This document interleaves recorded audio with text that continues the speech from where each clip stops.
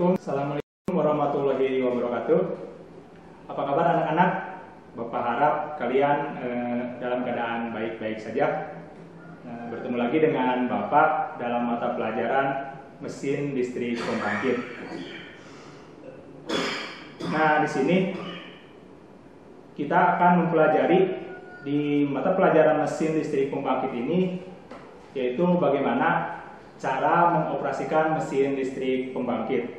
Nah, sebelum kita melakukan dalam mengoperasikan mesin listrik pembangkit, kita akan mempelajari atau mereview kembali bagaimana skema pembangkitan.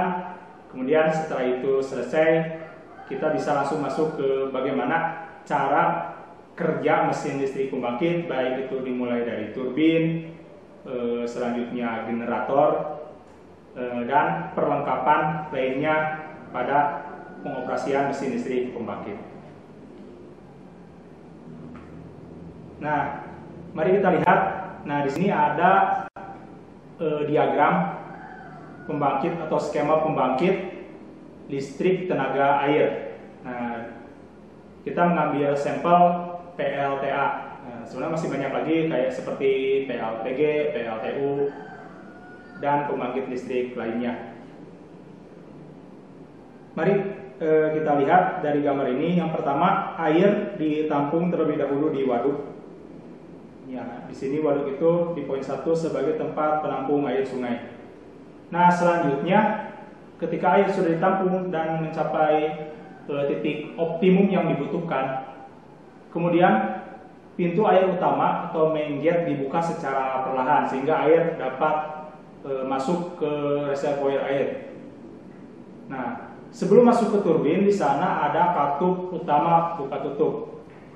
Nah, di sini fungsinya yaitu sebagai bypass. Nah, jadi air tidak langsung dimasukkan ke turbin, sehingga sebelum dimasukkan ke turbin, air itu di bypass terlebih dahulu sehingga dimasukkan secara perlahan. Karena jika dimasukkan secara langsung itu akan berbahaya atau mengakibatkan hentakan ke turbin sehingga dapat merusak turbin itu sendiri. Karena dorongan air cukup deras dan kuat. Setelah katup dibuka, setelah air pada daerah turbin terpenuhi, kemudian katup dibuka sehingga air bergerak mengalir dari main gate pintu air utama, kemudian masuk ke reservoir, selanjutnya mendorong turbin. Nah, di sini turbin ini akan merubah dari energi kinetik menjadi energi mekanik.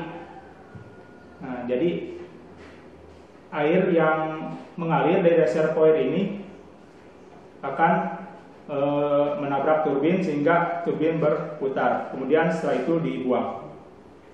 Ketika turbin berputar, maka generator pun akan ikut berputar karena turbin dan generator ini akan dikoppel antara turbin dan generator. Nah, di sini di generator ini yaitu mengubah energi mekanik menjadi energi listrik. Setelah generator berputar, kemudian diberikan sistem eksitasi.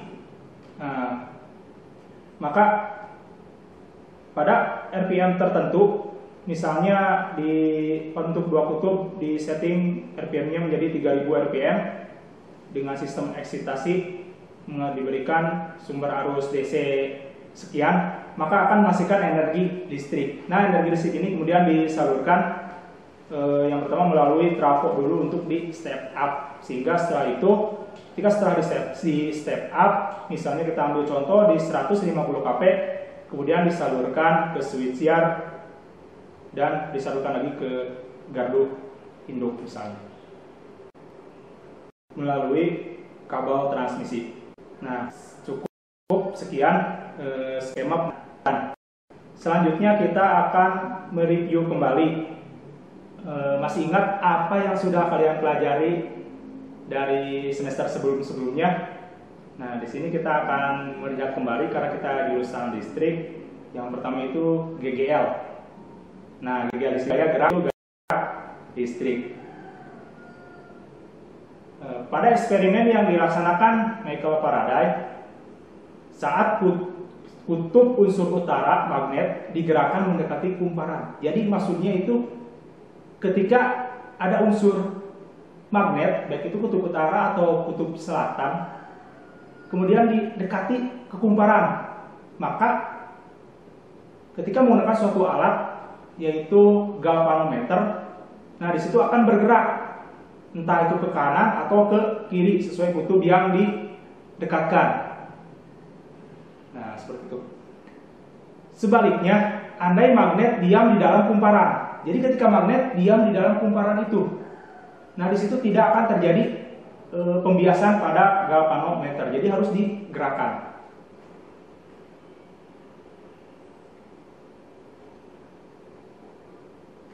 Nah, peristiwa munculnya arus listrik ini dinamakan induksi elektromagnetik. Beda potensial yang timbul, salah satu ujung-ujung kumparan dinamakan dengan gaya gerak listrik. Nah, ini yang disebut dengan gaya gerak listrik atau induksi.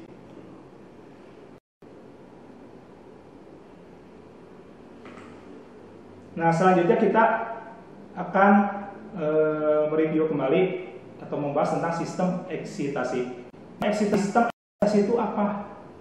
Nah, pada pelajaran ini, sistem eksitasi ini yaitu pemberian arus listrik untuk membuat kutub magnet pada generator. Jadi, di bagian rotor pada generator itu ada istilahnya kumparan. Nah, kumparan itu nanti dikasih arus listrik.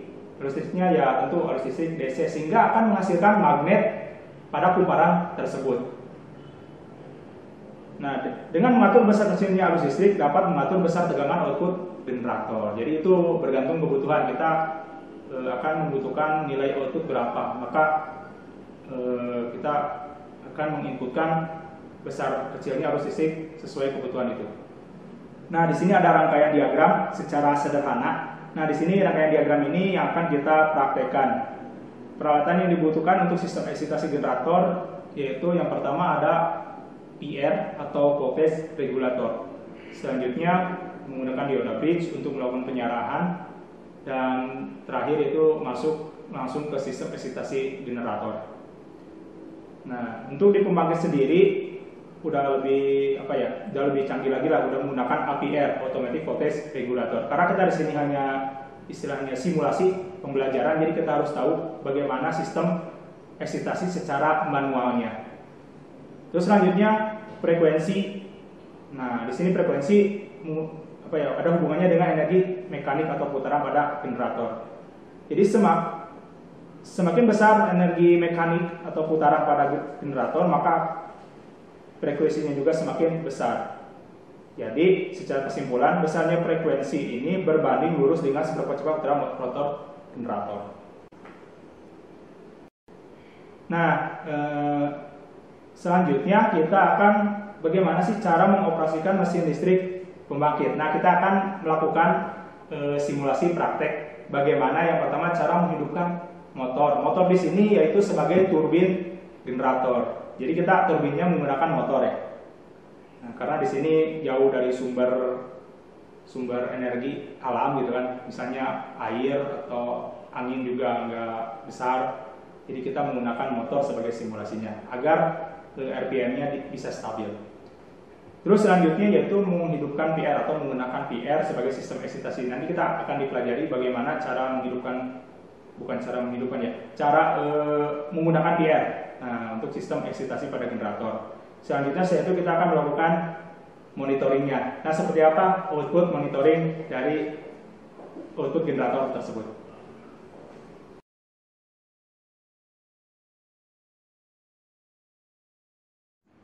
Pelajaran mesin listrik untuk kelas 12. Di sini kita akan mempelajari yang pertama perkenalan alat mesin listrik ini, yaitu simulasi pembangkitan. Terus yang selanjutnya konversi di mesin listrik, misalnya dari turbin, terus generator, kemudian bagaimana generator itu bisa menghasilkan listrik.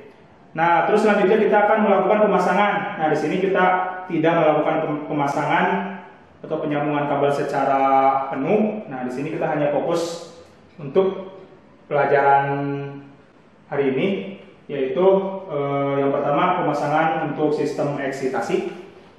Nanti kita akan pemasangan di daerah sini beserta indikatornya. Terus selanjutnya kita pemasangan output generator, yaitu indikator di output generator. Kita tidak langsung pemasangan untuk berbeban, jadi tanpa beban terlebih dahulu. Terus selanjutnya setelah beres pemasangan kita akan melakukan pengetesan, di mana kita akan menghidupkan motor listrik 3 pasang yang di bawah itu sebagai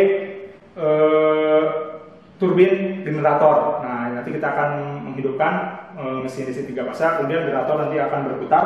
Nah, nanti kita di sana akan mengatur menggunakan PR, yaitu voltage regulator, berapa output yang dibutuhkan, berapa input yang dibutuhkan untuk mendapatkan output yang ditargetkan. Nah, di sini nanti kita akan memasangkan paksa netral, yaitu sekitar 220 volt.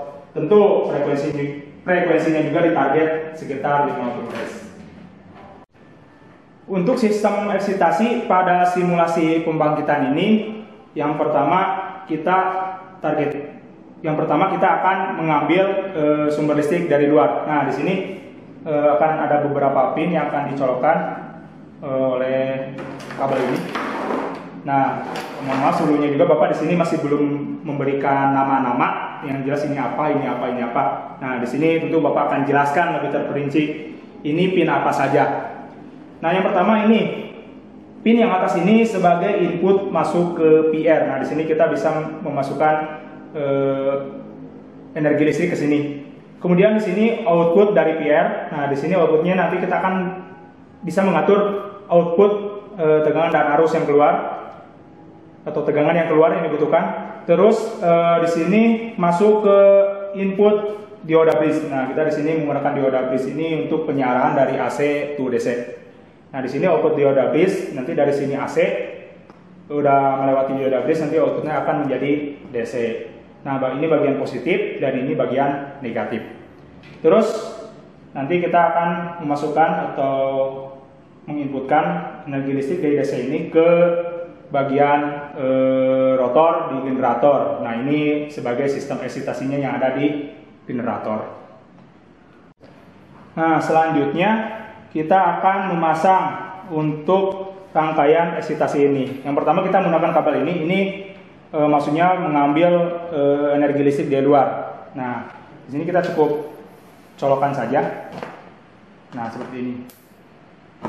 Nah, di sini posisi yang ini yaitu pasa bagian pasanya, terus yang ini bagian netralnya. Sebenarnya dibalik juga nggak apa-apa, cuman yang kabelnya seperti inilah. Nah, ini bagian pasa dan ini bagian netral. Terus selanjutnya nanti akan keluar output listrik dari sini. Nah, output listrik di sini masih AC dan itu pun bisa kita atur.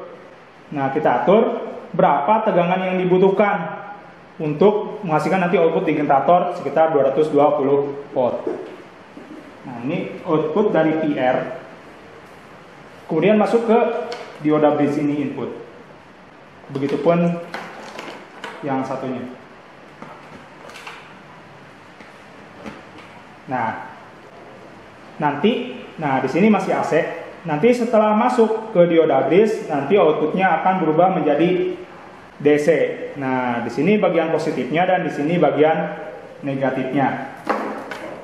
Output dari DC ini, nah kita bisa masukkan ke bagian sistem eksitasi yang ada di generator, yaitu di sini generatornya menggunakan brush excitation, yaitu menggunakan sikat.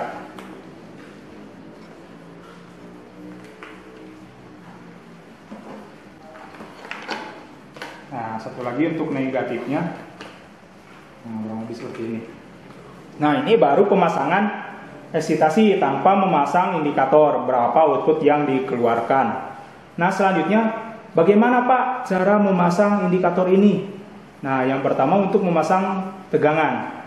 Nah, untuk tegangan dipasang secara paralel saja, yaitu kita ambil. Nah, di sini kita ambil indikatornya yaitu output DC. Nah, di sini kita pasang aja dulu satu. Nah, nanti output ini kita pasang ke bagian positifnya. Misalnya Bapak ambil di bagian sini lah, output DC. Terus posisi negatifnya juga, nah ini kan paralel, jadi ambil ini ke bagian negatifnya.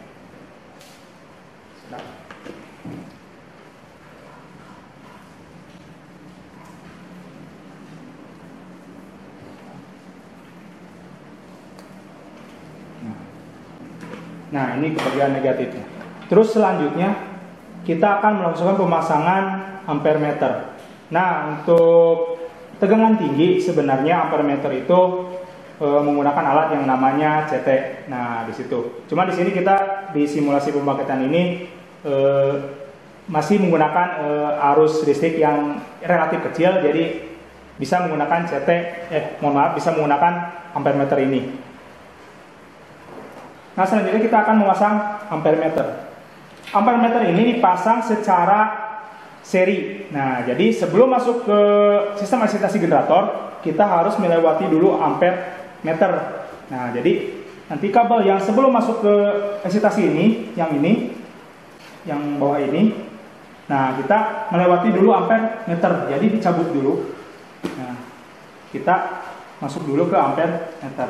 Nah, baru kita ambil, misalnya masih kabel merah, output dari ampere meter ini masuk ke sistem eksitasi.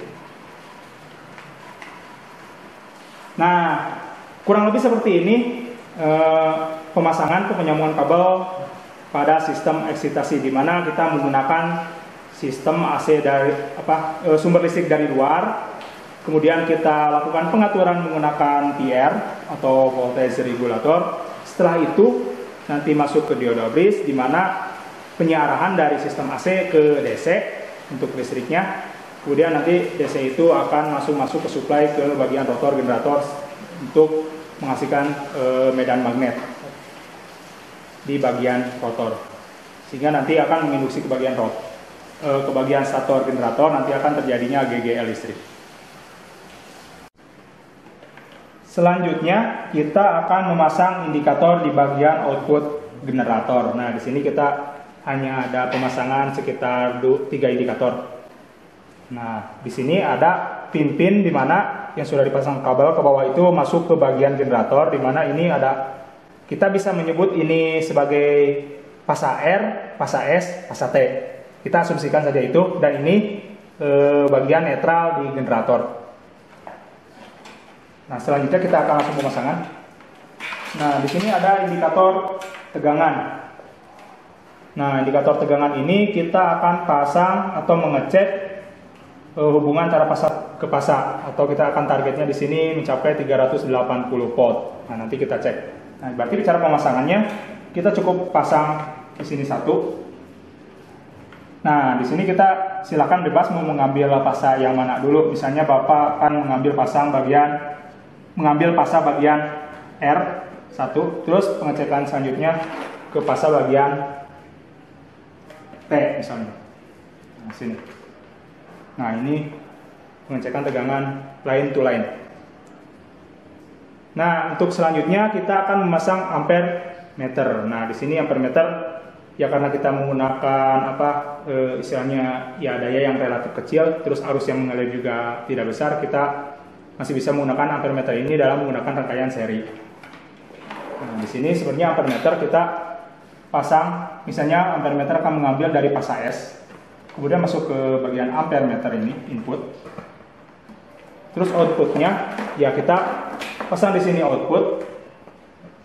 Nah, ini nanti akan berlanjut ke alat berikutnya, misalnya ke bagian switch gear. Ambil contoh bagian switch gear. Ya, udah sampai situ aja dulu. Terus selanjutnya kita akan memasang indikator untuk frekuensi ya di sini. Di sini ada tegangan, ada frekuensi. Pemasangannya sama. Nah, di sini kita pasang pasa to netral.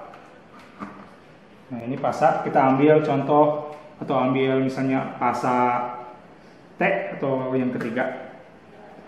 kemudian masuk ke netral satunya, netral. Kabelnya diganti saja yang pendek. Ini. Nah, kurang lebih seperti itu untuk pemasangan indikator di bagian output generator. Nanti akan selanjutnya ada lagi. Nanti di sini input ini akan disalurkan ke switchgear, terus ke MCCB, ke MCB sampai ke KWH meter. Tentu dipasang juga COSP meter. Nanti kita akan cek itu untuk pelajaran selanjutnya. Nah, ini kurang lebih seperti ini rangkaian dari sistem eksitasi pemasangannya sampai ke indikator output generator. Nah, selanjutnya kita akan melakukan simulasi atau menjalankan perangkat generator yang ada di sini. Nah, sebelum kita melakukan simulasi, baiknya kita harus mengingat kembali alat apa saja yang ada tersedia di sini. Nah, yang pertama di sini ada inverter. Inverter ini berfungsinya untuk menjalankan atau menjalankan motor yang di belakang yang ada di belakang, yaitu motor 3 fase. Nanti kita atur berapa putaran yang dibutuhkan motor untuk mengkopel generator atau memutar bagian rotor generator, di mana kita akan menargetkan frekuensinya sekitar 50 Hz. Terus selanjutnya di sini ada PR. Nah, PR di sini fungsinya sebagai pengatur sistem eksitasi. Nah, di sini PR ini voltage regulator. Nanti sistem eksitasinya kita akan atur berapa yang dibutuhkan agar bisa menghasilkan output generator, di mana dalam kondisi tanpa beban yang kita akan simulasikan untuk tegangan line to line-nya sekitar 380 dan untuk tegangan line to netralnya sekitar 220 volt. Terus selanjutnya generator. Nah, di sini ini alat generator. Nah, nanti outputnya akan keluar dari kabel ini masuk ke indikator. Nah, kita pada pembangkit kenyataannya di pembangkit itu menggunakan energi alam ya, untuk memutar generatornya. Sedangkan kita di sini misalnya hanya simulasi, jadi kita menggunakan motor sebagai turbinnya. Nah, itu yang memutar generatornya. Terus selanjutnya kita akan langsung mulai menghidupkan turbin, atau di sini kita akan mulai menghidupkan motor. Nah, kita di bagian sistem ini cukup tekan saja run. Nah, nanti setelah ini kita cukup putar saja secara perlahan. Nah, sampai mendapat sekitar di sini ada hitungannya sekitar 50 Hz.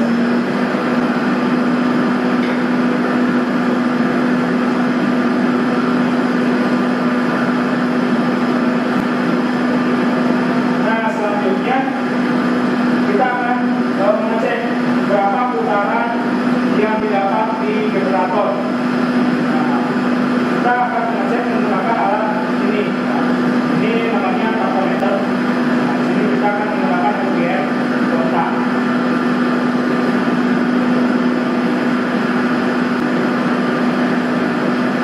Sebelum kita melanjutkan untuk melakukan generator ini, kita baiknya mengetahui terlebih dahulu spesifikasi yang ada di generator ini. Di sini generator ini mempunyai 4 kutub. Jadi berdasarkan output generator itu 3 pasang. Dengan rumus untuk mencari putaran sama dengan 120